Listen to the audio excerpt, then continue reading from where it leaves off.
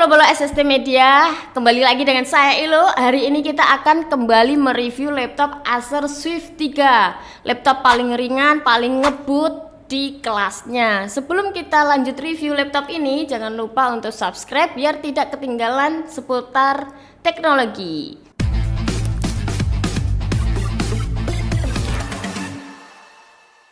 Acer Swift 3 ini menggunakan prosesor AMD Ryzen 5 4500U series, teman-teman.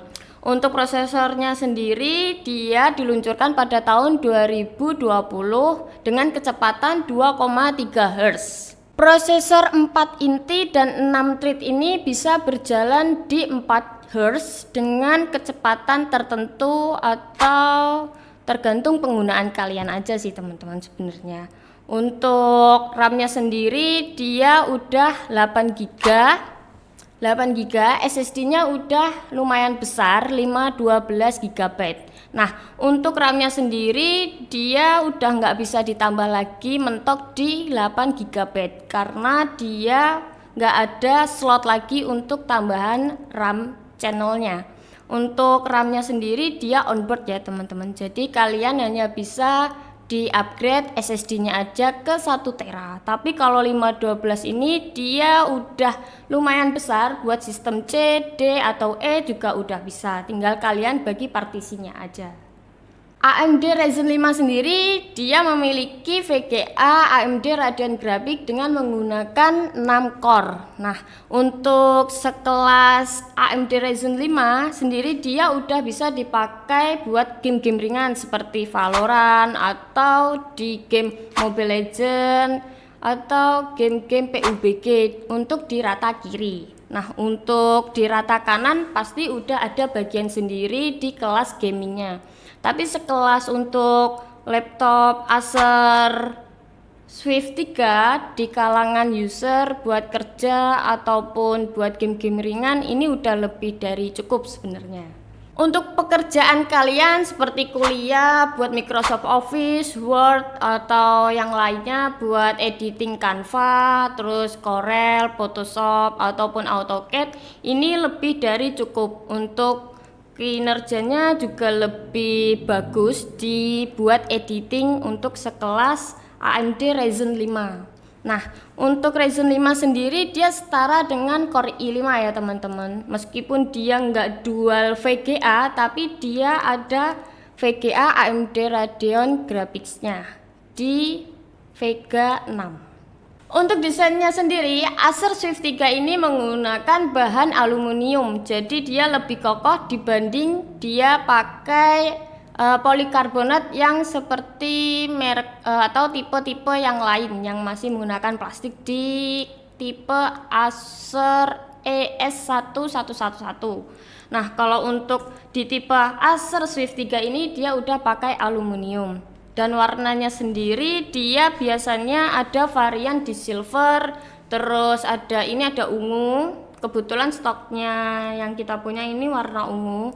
Nah, untuk varian warnanya tergantung kalian minatnya yang mana. Kalau mau minat yang ungu bisa kayak gini, warna ungunya nggak terlalu norak kayak gitu. Tapi kalau kebanyakan orang itu lebih memilih silver, jadi tergantung selera kalian aja. Untuk logo Acernya sendiri dia masih di logo tengah sama tipe-tipe Acer yang lainnya, teman-teman. Beda lagi kalau sama merek Asus yang tiap ngeluarin produk baru dia ada di sebelah kiri atau udah berubah logonya.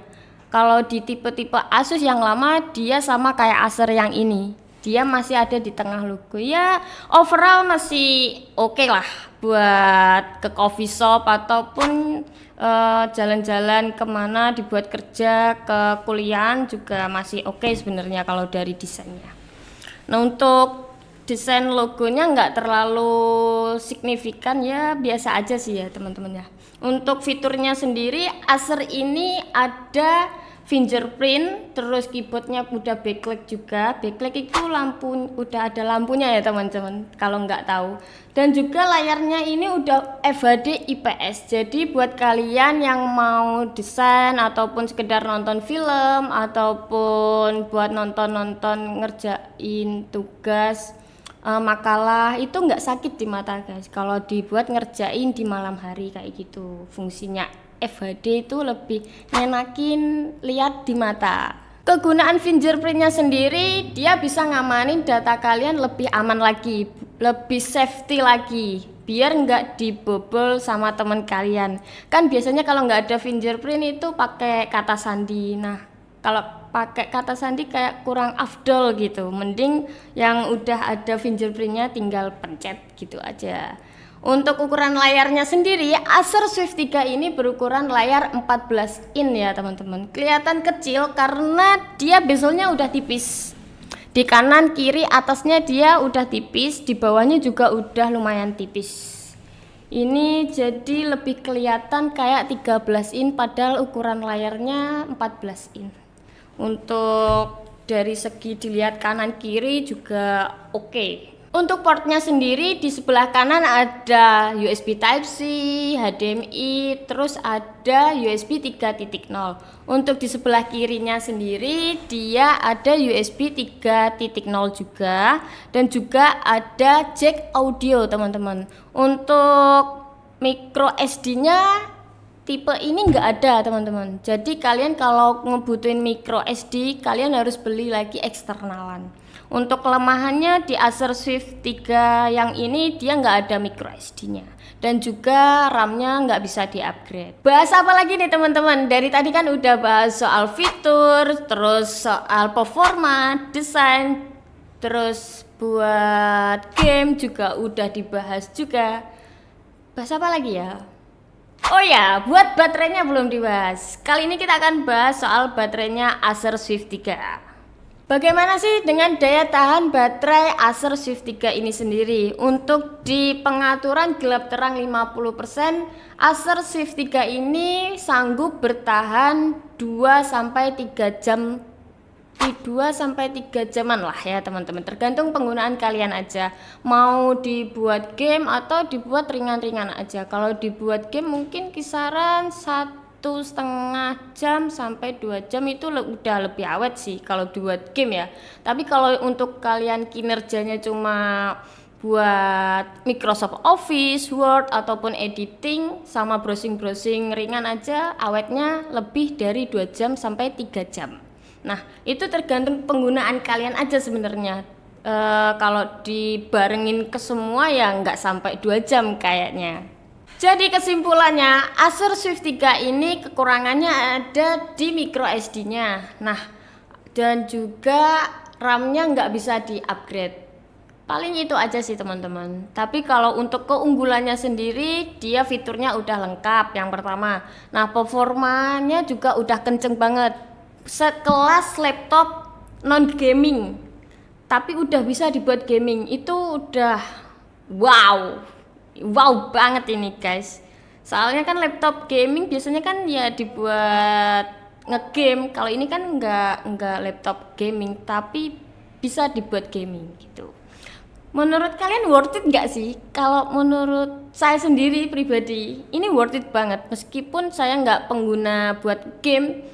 Tapi kalau dibuat game Mobile Legends ringan-ringan oke lah. Dari segi fitur, desain yang ringkas, ringan, bobot yang slim, di kelas harga secondan 5 jutaan worth it lah. Kalau untuk barunya sendiri, laptop ini itu masih di rank harga sekitaran 7-8 juta kalau baru ya. Mungkin segitu dulu untuk review kali ini. Nanti kita akan bahas laptop yang lain dan kita akan mereview laptop yang lainnya. See you di next video teman-teman. Jangan lupa subscribe, komen, dan like. Dadah.